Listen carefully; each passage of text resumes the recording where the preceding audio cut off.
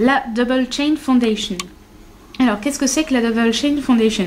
C'est une technique pour le début d'un ouvrage au crochet. J'aime beaucoup cette technique parce que moi, par exemple, quand je fais une chaînette, je la fais assez serrée.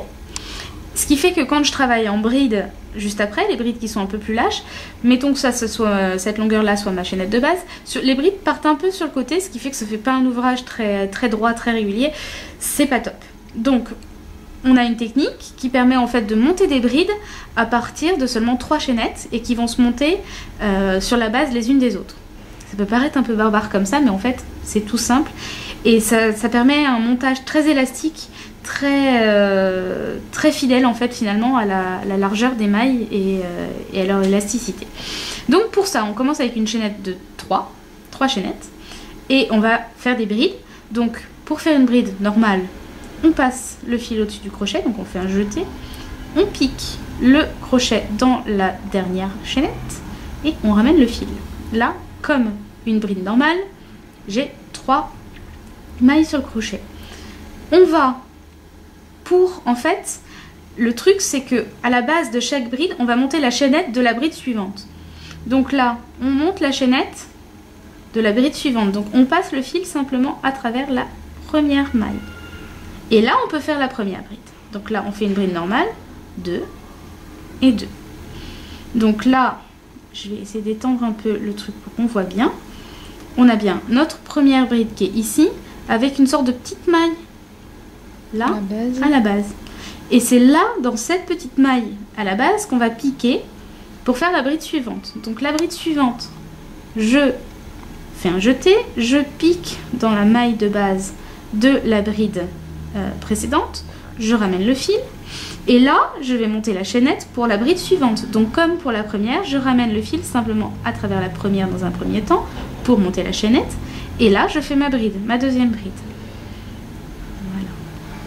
Ma deuxième bride. Et là on voit bien que la deuxième bride, elle a une chaînette également à sa base.